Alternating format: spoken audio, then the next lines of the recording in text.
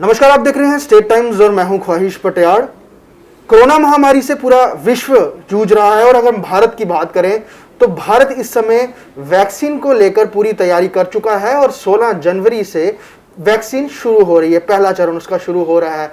इस सब पर बात करने के लिए हमारे साथ financial commissioner health and medical education department Atal Dulloo साहब हैं। सर, सबसे पहले स्वागत है आपका स्टेट टाइम्स में। सर, मैं ये जानना चाहूँगा आपसे कि ड्राई रन हम कर चुके हैं, हमारे तमाम डिस्ट्रिक्ट्स में हो चुका है, लेकिन सबसे बड़ी बात यही है कि शहरों में तो वैक्सीन की प्रॉपर उनको रखने की फैसिलिटी है और उनको स्टोर करने की, उनको हर जगह जिस तरह से लगाना है वैसी फैसिलिटी है, लेकिन जम्मू कश्मीर की पूरी बात करें तो रूरल एरिया है, पहाड़ी क्षेत्र है, और अगर हम बात करें वहाँ पर ये वैक्सीन है उसको कैसे स्टोर किया जाएगा, क्योंकि सर इस समय सर्दी है, स्नोफॉल हुआ है और इलेक्ट्रिसिटी की बहुत ज़्यादा प्रॉब्लम है। तो सबसे पहले वैक्सीन किस तरह स्टोर करने का जो है वो अभी वैक्सीन स्टोर की जाती है ILR में जी। ILR होता है आइसलाइंड रेफ्रिजरेटर, और ये डीप फ्रीजर्स में, कोल्ड बॉक्सेस में, इसमें ये स्टोर की जाती है। हमारे पास स्टोरेज की जो फैसिलिटीज़ उपलब्ध हैं वो जम्मू में हो या कश्मीर में हो वो पर्याप्त है, और जिस तरीके से हम फेज्ड मैनर में वैक्सीनेशन करने जा रहे हैं उस हिसाब से जिस लॉजिस्टिक्स की हमको रिक्वायरमेंट है कोल्ड चेन की, वो हमारे पास मौजूद है। चाहे वो प्राइमरी हेल्थ सेंटर की लेवल का हो या कम्युनिटी हेल्थ सेंटर की लेवल का हो या डिस्ट्रिक्ट हॉस्पिटल की बात हम करें या मेडिकल कॉलेजेस की बात हम करें, तो हमारे पास कोल्ड चेन की फैसिलिटीज़ उपलब्ध है जी।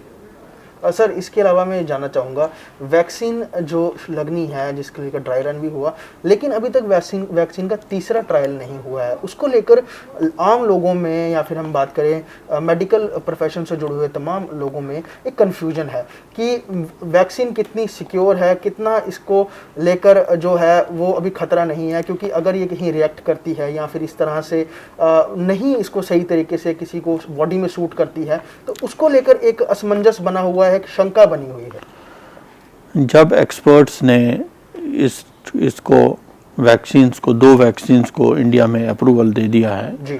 तो ये सारी चीज़ें मद्देनज़र रखते हुए दिया है कि वैक्सीन सेफ होनी चाहिए और इफ़ेक्टिव होनी चाहिए जी।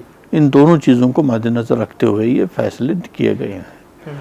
तो ये एक्सपर्ट्स के फैसले के बाद अब उनको चुनौती देना मुझे नहीं लगता कि ये ज़रूरत है, लेकिन ये भी एट द सेम टाइम मैं ये भी कहना चाहूँगा कि इसका कोई गारंटी नहीं है कि अगर वैक्सीन्स के बाद कभी कभी एडवर्स इफ़ेक्ट्स फॉलोइंग इम्यूनाइजेशन होते हैं, वो किसी वजह से भी हो सकते हैं, ज़रूरी नहीं वैक्सीन की वजह से हो जाए, वो किसी और वजह से भी हो सकते हैं।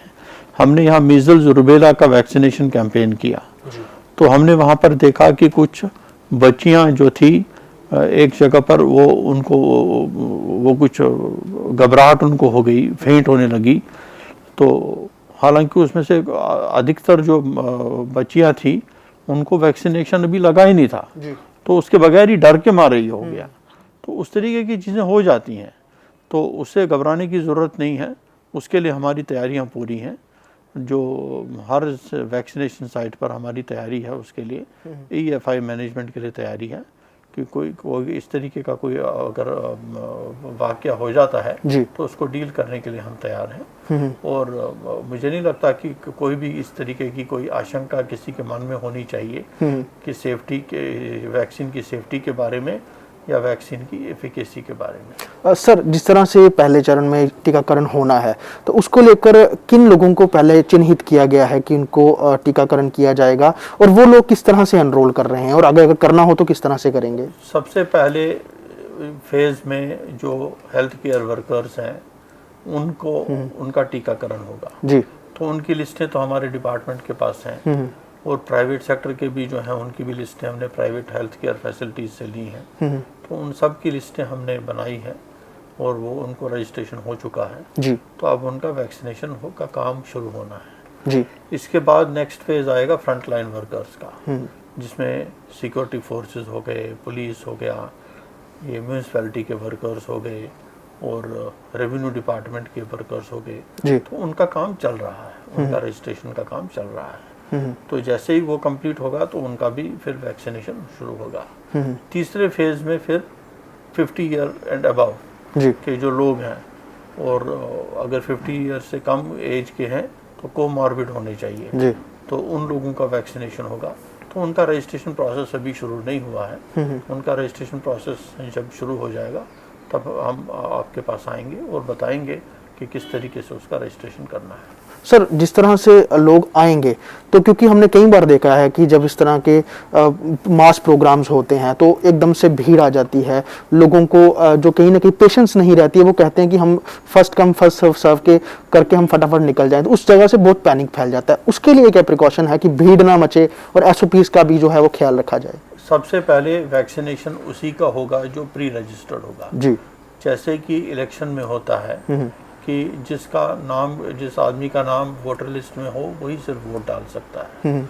इसी तरह से अगर आज के सेशन में आपका नाम रजिस्टर्ड है या मेरा नाम रजिस्टर्ड है जी, तो आपका या मेरा रजिस्टर का वैक्सीनेशन हो सकता है। अगर नाम रजिस्टर्ड नहीं है, आज के सेशन में प्लान्ड नहीं है, तो रजिस्ट्रेशन तो वैक्सीनेशन नहीं हो सकता है। तो ये बड़ा क्लियर है कि ताकि भीड़ को एकदम से कंट्रोल किया जा सके। जी, दूसरा ये है कि सिक्योरिटी फोर्सेस को, पुलिस को ये कहा गया है कि वो भी कॉपरेशन का अपना पूरा दें और अपना तैनाती करें पुलिस की, ताकि भीड़ ना इकट्ठा होने दें ऐसी जगहों पर। सर, दूसरा ये चीज़ हम जानना चाहेंगे, जो कोविड का नया स्ट्रेन आया है उसको लेकर भी कहीं ना कहीं अब जो है ढिलाई दिख रही है। अगर हम बात करें जम्मू रेलवे स्टेशन की, जैसे ही कोई ट्रेन आती है, पहले हम देखा था कि शुरुआत में बहुत सारे काउंटर्स बनाए गए थे रेलवे स्टेशन पे कोविड की टेस्टिंग के लिए, लेकिन अभी के समय में उनकी स्ट्रेंथ बहुत कम है। जब एक बार ट्रेन आती है तो लोगों की भीड़ लग जाती है और उस भीड़ में बहुत सारे लोग फायदा उठाते हैं कि बिना टेस्टिंग किए ही बाहर निकल जाते हैं, स्टैंप लगा लेते हैं या कहीं ना कहीं डिपार्टमेंट के लोगों को कंफ्यूज कर देते हैं। वहां पर कहीं ना कहीं सर नेग्लिजेंस दिख रही है और नए स्ट्रेन का भी खतरा बना हुआ है, तो उसको लेकर कुछ मॉनिटर किया जाएगा, आगे और सख्ती की जाएगी? बिल्कुल की जाएगी। हम पिछले 1 साल से लगभग टेस्टिंग कर रहे हैं रेलवे स्टेशनों पर, एयरपोर्ट पर, बस की भी, जो बस से लोग आए उनकी भी टेस्टिंग कर रहे हैं। वो टेस्टिंग जारी है, वो चल रही है। सिर्फ टेस्टिंग उनकी नहीं हो रही है जो विद इन द स्टेट जो ट्रैवल करते हैं। मान लो जम्मू से श्रीनगर कोई आ गया, श्रीनगर से जम्मू कोई आ गया, उसकी टेस्टिंग नहीं होती है क्योंकि सारे को ही ऑरेंज जोन डिक्लेयर किया गया है, तो उनकी टेस्टिंग नहीं होती है। लेकिन टेस्टिंग अगर कोई बाहर से आए, दिल्ली से आए या जम्मू कश्मीर के बाहर से कोई इधर आ जाए, जम्मू कश्मीर में आ जाए, तो उसकी टेस्टिंग हो जाती है। जी, तो सर अगर हम माने कि ये जो पहला टीकाकरण शुरू हो रहा है, तो ये पहाड़ी क्षेत्रों में या फिर बॉर्डर के इलाकों में, खासतौर पर जहाँ पे शेलिंग होती है बहुत ज़्यादा, तो वहाँ पर भी कहीं ना कहीं ये सब टीकाकरण होना है। तो उन बॉर्डर क्षेत्र के लोगों के लिए, खासतौर पे LOC होगी या IB के पास के गाँव के लोग हो गए, वहाँ उनके लिए क्या तैयारी है? क्योंकि वो उनको निकलने में कई बार शेलिंग हो रही होती है, बहुत ज़्यादा दिक्कत होती है, तो उन लोगों को क्या डोर टू डोर उन तक पहुँचा जाएगा या फिर उनके लिए क्या तैयारी? वैक्सीन डोर टू डोर नहीं होगा जी, वैक्सीन तो जो वैक्सीनेशन साइट है वहीं पर होगा। तो क्योंकि इसमें एक प्रोटोकॉल फॉलो करना पड़ता है। वैक्सीनेशन से करने से पहले रजिस्ट्रेशन होना चाहिए, फिर वैक्सीनेशन होता है, वैक्सीनेशन के बाद उसको ऑब्जर्वेशन में रखना है, उस पेशेंट को आधे घंटे के लिए देखना है, कोई सिम्टम्स तो नहीं डेवलप होते हैं। तो ये सब चीज़ें देखनी है, इसलिए डोर टू डोर करने की बात नहीं की है हमने, लेकिन उन लोगों को का ख्याल रखा जाएगा, उनके सेशंस को प्लान उसी तरीके से किया जाएगा ताकि उनको कम से कम वेटिंग पीरियड उनका हो और उनको ज़्यादा से ज़्यादा सहूलियत हो। सर, एक और खतरा भी बना हुआ है बर्ड फ्लू का, जिस तरह से टेस्टिंग भी हुई और माइग्रेटरी बर्ड्स आए, उनके सैंपलिंग की गई, तो हमारे जम्मू कश्मीर में क्या सिचुएशन है बर्ड फ्लू की अगर हम बात करें? एनिमल हस्बेंड्री डिपार्टमेंट ने एक एडवाइजरी जारी की है, लेकिन अभी तक कोई टेस्ट रिजल्ट्स आए नहीं हैं। टेस्ट रिजल्ट्स जब आएंगे तब हेल्थ डिपार्टमेंट इसमें कार्रवाई करेगा। बहुत बहुत शुक्रिया सर। तो साफ तौर पे 16 तारीख से जो वैक्सीनेशन शुरू होनी है उसके लिए जम्मू कश्मीर यूटी गवर्नमेंट बिल्कुल तैयार है और वही लोगों को वैक्सीनेशन की जाएगी जो कि रजिस्टर्ड होंगे, जिन्होंने खुद को रजिस्टर कराया होगा। और अभी फिलहाल पैनिक करने की कोई जरूरत नहीं है क्योंकि जो दोनों वैक्सीन हैं ये सरकार ने इनको मान्यता दी है और उनकी पूरी टेस्टिंग के बाद ये अब आगे लगने जा रही है। हालांकि एक असमंजस जरूर एक सेक्शन में है और बहुत सारे लोग इस पर चर्चा भी कर रहे हैं कि थर्ड ट्रायल नहीं हुआ था, उससे पहले वैक्सीन शुरू हो रही है, लेकिन उसकी तैयारी भी पूरी है। अगर कोई इस तरह का साइड इफेक्ट होता है या फिर रिएक्शन होता है तो तुरंत जो टीकाकरण जो जिसको लगाया जाएगा उसका उपचार के लिए वहां मौजूदगी रहेगी तमाम बाकी हेल्थ डिपार्टमेंट की, और उसको देखते हुए भी अब तैयारियां पूरी हैं। तो साफ तौर पर कोरोना वायरस जिस तरह से फैला था, अब उसके खात्मे के लिए भारत वैक्सीनेशन को तैयार है और जम्मू कश्मीर भी इसमें बिल्कुल आगे अग्रसर है। वीडियो जर्नलिस्ट शर्मा के साथ ख्वाहिश पटेल, स्टेट टाइम्स जम्मू।